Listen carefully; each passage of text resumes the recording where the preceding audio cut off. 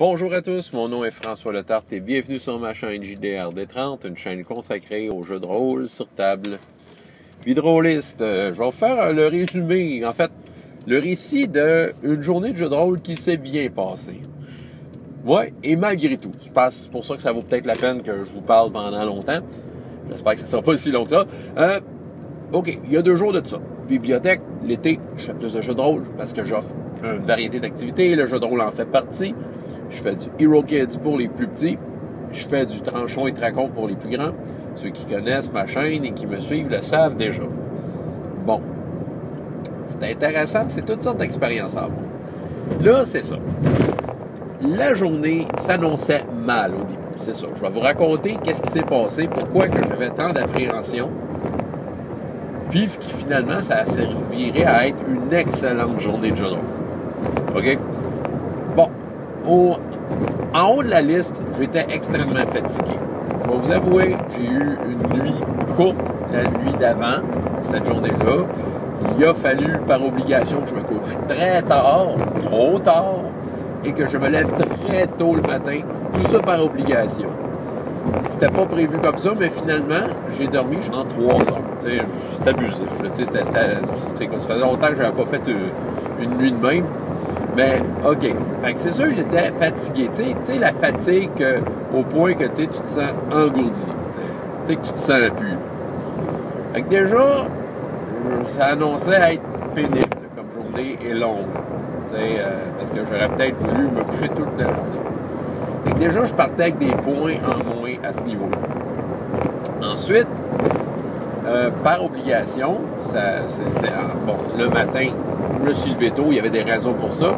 Et ça faisait en sorte que, pour ma première activité, je devais arriver juste, là. Je suis arrivé 10 minutes avant la première partie. Donc, d'habitude, je me prépare plus que ça, là. Mais là, j'avais pas le temps par obligation. Fait que, je me suis installé pour de jouer. Ça ressemblait à ça, là. Fait que j'ai pas eu comme l'espèce de revision mentale d'avant-game, là, que j'essaie de me donner à chaque fois que je joue de jeu de rôle. L'autre affaire, je voulais être plus préparé que ça. J'avoue que quand je me prépare du jeu de rôle, mettons, moi, j'ai des parties pour moi-même, j'ai comme un niveau de préparation que je m'exige. Bien souvent, je vais prendre le temps de le faire, puis je vais annoncer une partie quand je vais me sentir prêt. Quand je me sens prêt, oui, c'est ça. Mais là, ici, c'est pas pareil. Les dates sont fixées à l'avance et c'est dans le cadre de mon travail. Dans le cadre de mon travail, j'utilise du temps de travail pour préparer ça. Mais je fais pas juste ça. Ce n'est qu'une petite portion de mon travail qui peut être consacrée à des activités, dont du jeu de rôle, parce que j'ai d'autres activités. Puis je prendrai pas du temps chez moi pour le faire parce que c'est mon travail. Ça veut dire que cette activité-là, ça fait partie de mon travail. Quoique j'aimerais bien ça, mais sérieusement, j'ai pas le temps. J'ai sûrement pas le temps. Par contre, je m'étais dit, OK, je vais préparer mes affaires à l'avance. La semaine dernière, avant de partir du travail, j'ai décidé de tout embarquer mon stock dans mon auto pour, justement, je savais que je pourrais être quand même juste le premier matin, Fait que je voulais tout avoir mes affaires dans l'auto, puis je m'étais dit, en fin de semaine, je vais me permettre à la maison de relire un peu mes choses. Question de me mettre dedans, d'être prêt. J'ai pas eu le temps. Fait que là, j'étais zéro prête. En fait, j'exagère. Je me suis quand même préparé un peu, mais c'était pas comme j'aurais voulu. J'avais pas le sentiment d'avoir la préparation confortable. OK? J'étais pas... donc, je savais qu'il fallait que je me visualise. Bon. Hero Kids, petit héros, première partie. J'étais avec ma fille, soit dit en passant, parce qu'elle voulait faire partie de l'activité. Ça veut dire qu'elle est avec moi toute l'avant-midi. La façon dont ça marche, petit héros, Hero Kids, c'est que j'offre 2 séances de jeu de rôle de 1 heure. Et je fais, en général, la même aventure 2 fois, puis je l'offre à 2 groupes différents. C'est la façon que je fonctionne. Ça va très bien. Mais là, ma fille est là. Et là, tout l'avant-midi, ça veut dire qu'elle va faire les 2 aventures. Fait que là, moi, c'est sûr que ça me mettait peut-être un défi de plus, parce que je me dis, OK, on va faire la première aventure, puis la deuxième, c'est pareil, il va falloir qu'elle soit très méta, ou en tout cas qu'elle utilise son méta, sans le savoir, et faire semblant qu'elle ne sait pas ce qui se passe. J'ai confiance en elle, malgré qu'elle est quand même à juste 6 ans, mais je pense qu'elle est capable de faire ça, capable de faire ce genre d'abstraction-là. Mais bon, je me suis dit, garde, là, faut qu'elle ait du fun aussi. Fait que je me suis dit, je vais essayer quand même de faire une variante entre les deux aventures. Mais là, n'ayant pas eu ma préparation confortable, ben là, c'est ça. Il fallu que je me fie à l'improvisation. Bon, je me débrouille bien en improvisation, mais quand t'es fatigué, quand t'arrives juste à la course, là, puis que ton cœur bat la chamade, là, ça demande une certaine condition physique et mentale pour bien improviser. Du moins pour t'assurer que ta improvisation va être bonne. OK, pas juste ça. Hero Kids, il y avait d'autres problèmes. L'aventure que j'avais choisie, c'était une aventure de la série Bayhaven. Ceux qui connaissent Hero Kids, qui ont acheté des produits Hero Kids, savent que Bayhaven, c'est comme une série écrite par un autre éditeur. Une série d'aventures qui se passe dans une ville qu'il a inventée. Puis c'est ça. Puis là, il y a une de ces aventures-là que je trouvais intéressante. Donc, je vais vous parler un petit peu plus tard. Puis c'est ça. Fait que là, quand j'ai embarqué mon stock la semaine passée, j'ai mis le cartable Bayhaven dans mon stock. Parce que j'ai un cartable pour Bayhaven, j'ai un cartable pour le Hero Kids de base. C'est tout le Hero Kids fait par l'éditeur original. J'ai un autre cartable pour tout ce qui est édité par d'autres producteurs de contenu Hero Kids. Fait que j'ai mis mon cartable Bayhaven. Puis je dis, parfait. Mais comble de surprise, non, ce n'était pas le cartable Bayhaven. Ben oui, c'est le même format de cartable les deux. J'ai fait un coup vite, j'ai mis le cartable, bang, OK, parfait, on y va. Et non, je m'étais trompé de cartable. Fait que là, j'arrive le matin, j'ouvre le cartable. Merde, mon aventure n'était pas là. Par chance, je l'avais lu un petit peu la semaine d'avant. J'avais comme lu le PDF. Je m'étais remis un peu l'aventure en tête. Et bon, c'est une aventure que j'avais déjà faite dans le passé. Fait que c'est ça qui est le fun avec Hero Kids. Je suis capable de recycler des vieilles affaires parce qu'à un moment donné, les enfants changent. Fait que c'est facile de recycler une aventure que tu as déjà faite puis de la refaire. Puis c'est un synopsis assez simple. Fait que je m'étais dit, OK, je peux improviser. Je dirais que le problème, par contre, c'était les cartes. J'avais pas tu sais, il y avait une map, en fait, grosso modo, dans cette aventure-là, puis je l'avais pas. Fait qu'il a fallu que je prenne le cartable que j'avais présentement, puis que je fouille dans les aventures pour trouver des cartes à travers les aventures qui conviendraient à remplacer celles que je n'avais pas. Bon, c'était pas un énorme problème, mais c'est juste que ça s'ajoutait à tout le reste. C'est pas tout. Ça aurait pu mal aller. J'avais prévu cet été faire un spécial et utiliser une autre série de fiches de héros. Je voulais utiliser la série 4. Okay, dans Hero Kids, ils ont 6 séries présentement de fiches de héros. La quatrième, ce qu'elle a de spécial, c'est qu'en fait, les personnages, c'est comme des animaux. C'est comme des animaux, mais des hommes animaux. C'est ça, des humanoïdes animaux. Tu as comme t'as un furet, t'as une tortue, c'est ça. T'as ce genre de variété-là. Je voulais utiliser ça parce que ça va avec le thème du club de lecture d'été TD 2019 qui est en lien avec la nature. Je me dis, pourquoi pas faire des personnages animaliers? Je sors les belles fiches que j'avais préparées. Puis là, c'est ça, je me suis fait avoir sur un point. Moi, j'ai acheté pour mes activités la série de bonhommes en plastique en couleur de Hero Kids. Ils ont sorti ça, il y a 2-3 ans. J'ai acheté ça, ils sont super beaux. Je pensais que la série 4 faisait partie du lot. J'étais sûr et certain. Là, j'ouvre le paquet de personnages en plastique, je commence à regarder, puis il n'y a aucun des personnages de la série que j'avais sorti. Donc, les bonhommes en plastique représentent les fiches 1, 2, 3. Ça, je regardais. Ça représente les compagnons animaux, la première série. Puis, la première série de personnages de l'espace. J'étais comme, merde, j'avais aucun bonhomme. Tu sais, j'avais aucun des pions pour Hero Kids de ces personnages-là. Ah oui, j'aurais pu prendre des Simpsons, mettre ça sur la table, dire ça c'est toi, mais non. Regarde, les jeunes qui gagnent Hero Kids, les habitués s'attendent à avoir leur bonhomme, tu sais. Puis c'est ça, j'avais pas le temps de les imprimer, de les assembler, fait que là, j'ai dit merde. Bon, c'est pas pire, j'avais tous mes autres personnages, fait que tu sais, j'étais allé avec une valeur sûre, j'ai sorti les anciens personnages, puis ça va être ça pour cet été finalement. Bon. Mais c'est ça, sauf que tu sais, c'est comme genre je suis comme bousculé là, dans mes plans. Comme non, c'est pas ça, Bon, la gang, elle arrive. Premier groupe était supposé être complet. Finalement, il y a eu des absents. En tout cas, il y avait 3 joueurs avec moi. C'était bien parfait. Je commence l'aventure. Finalement, j'improvise quelque chose en me rappelant de ce qui c'était. L'histoire, en gros, c'est les personnages vont visiter un cirque dans la ville de Bayhaven. Puis, c'est ça, il se passe toutes sortes de choses au cirque, mais principalement, il y a le propriétaire du cirque qui approche les personnages pour l'aider à capturer un animal super rare pour qu'il puisse l'ajouter à son cirque. C'est intéressant comme aventure parce que ça peut amener un petit dilemme moral.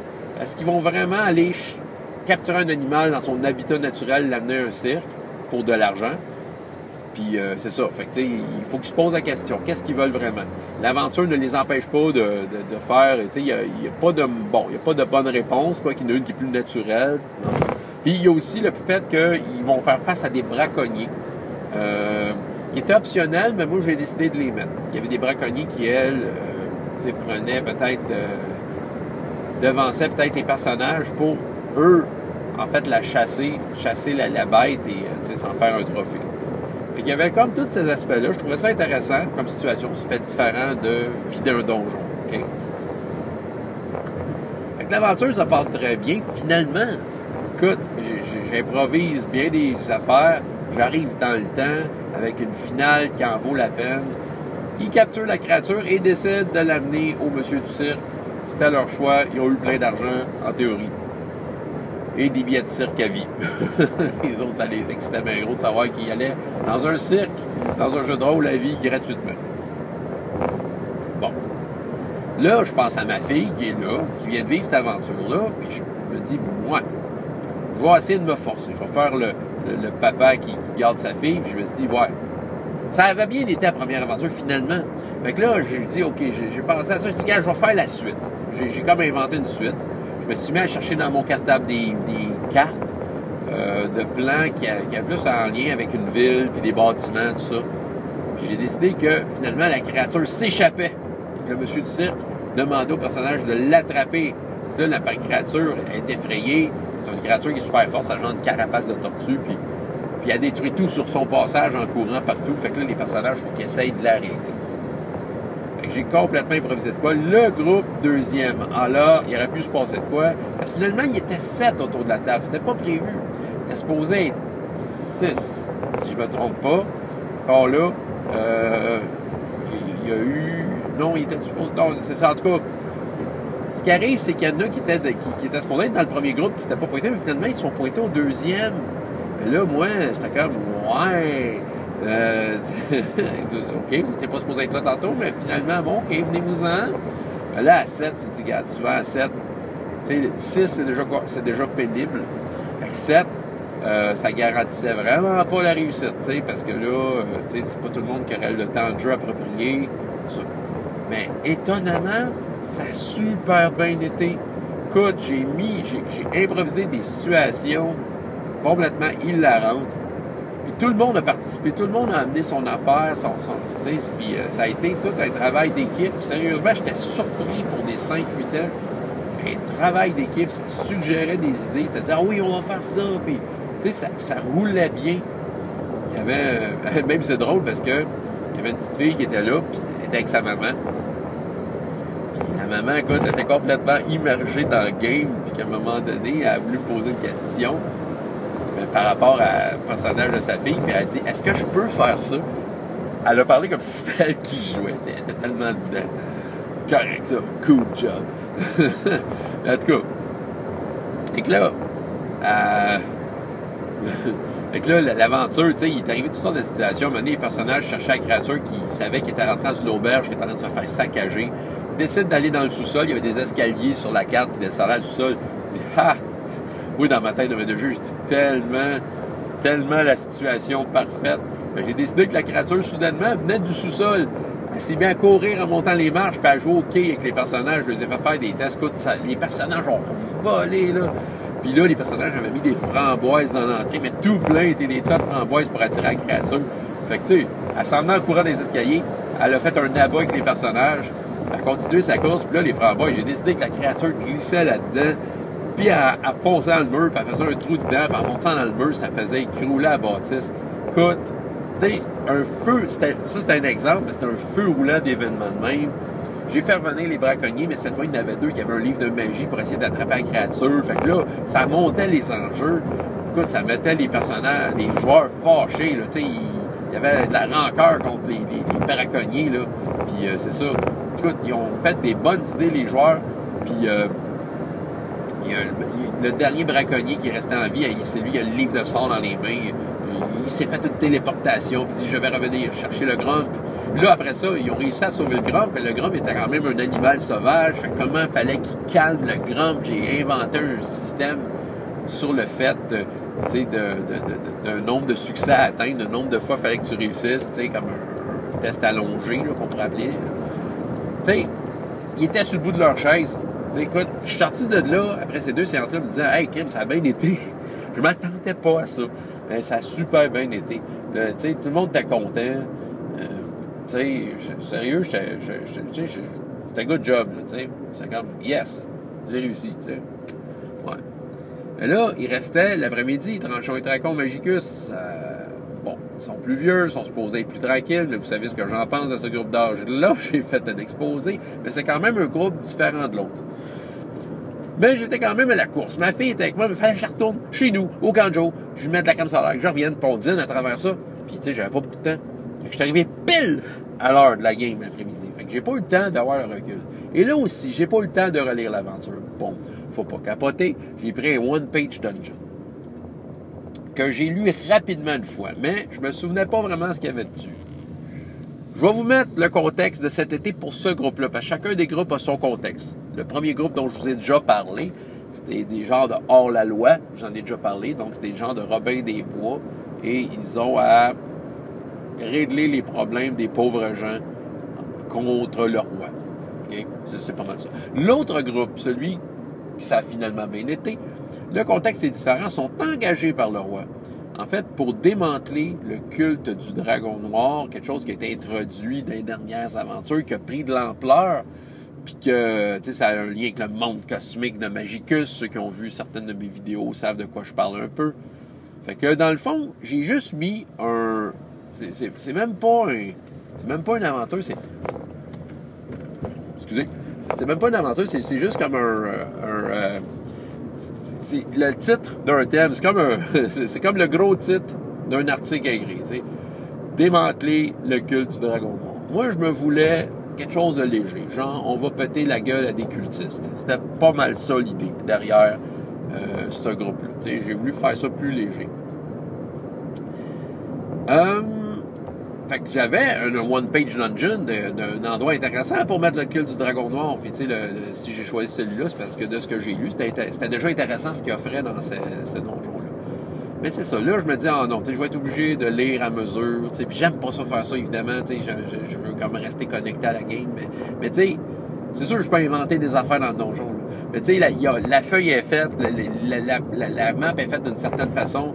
C'est qu'il y a une logique interne à ce qui est écrit là. Puis tu sais, ça vaut la peine de lire comment c'est fait pour mettre les joueurs dans des situations intéressantes selon ce que la page One Page Dungeon propose.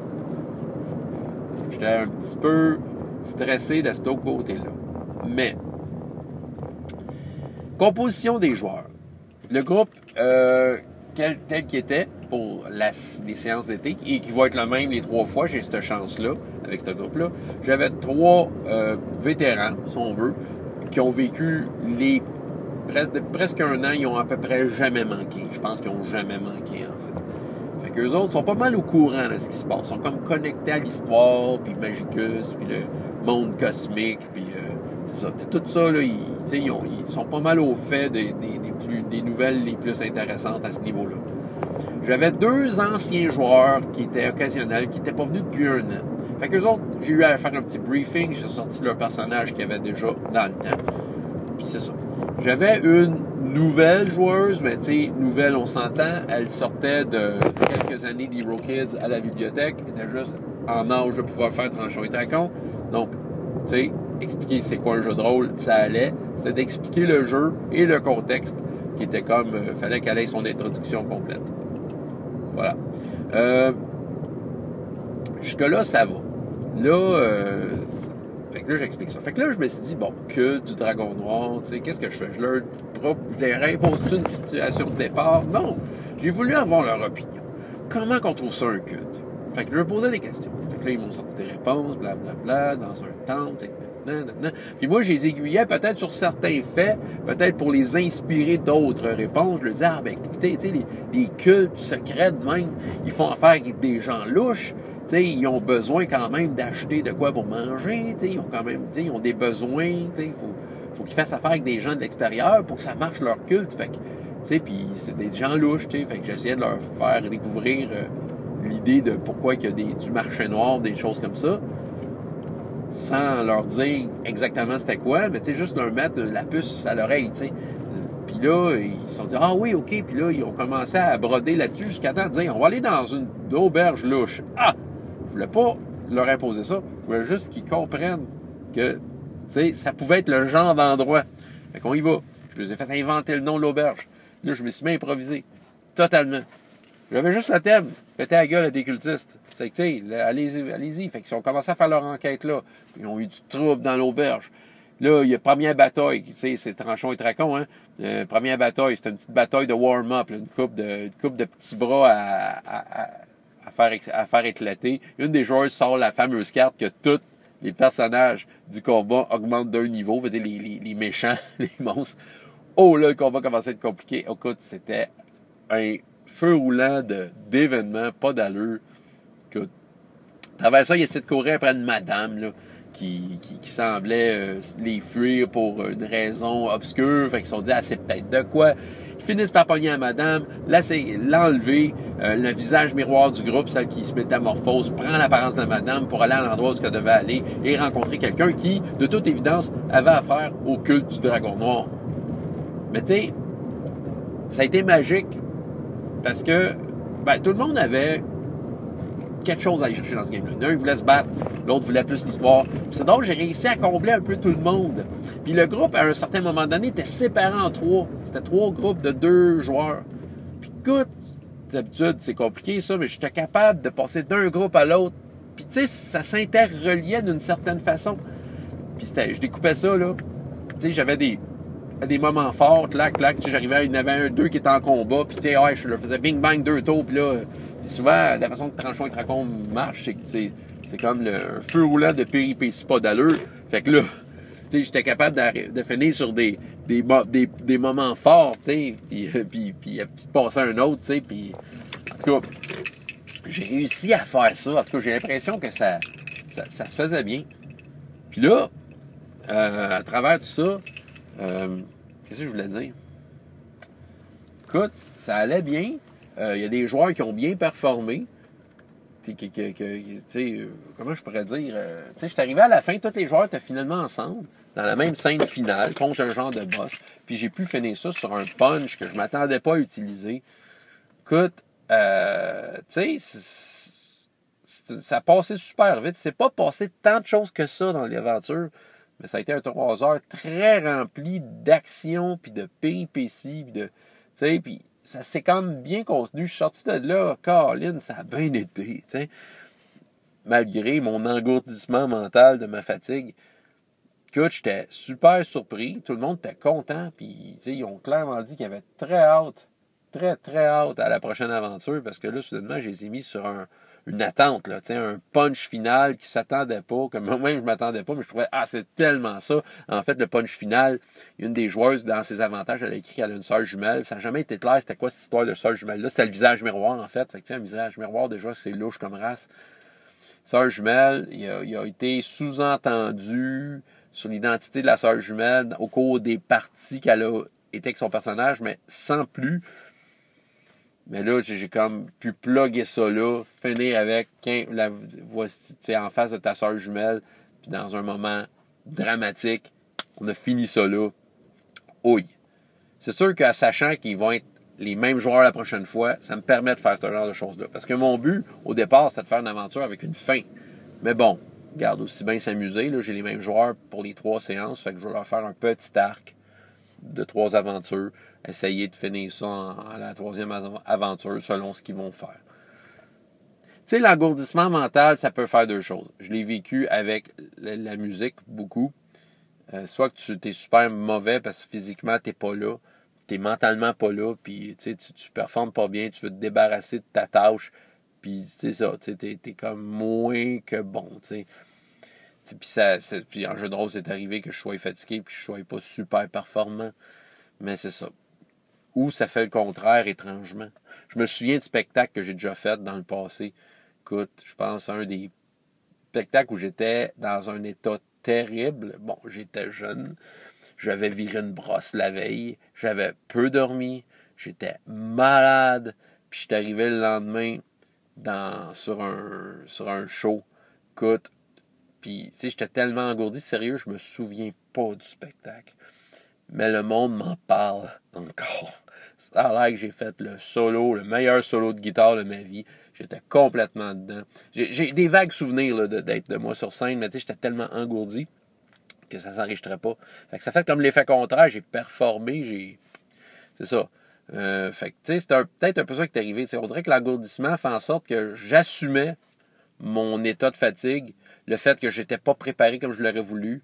J'assumais un peu tout ça.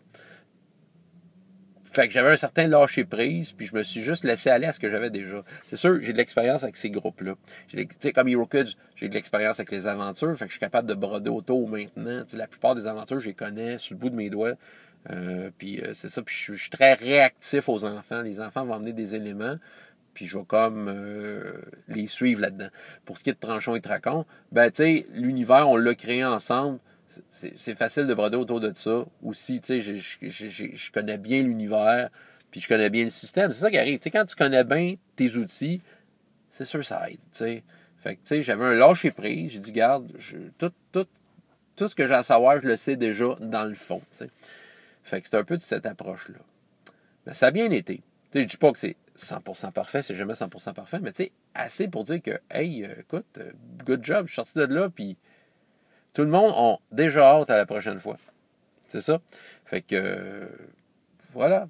Il y a des fois que ça va bien. Il y a des fois, des belles fois comme ça qui arrivent.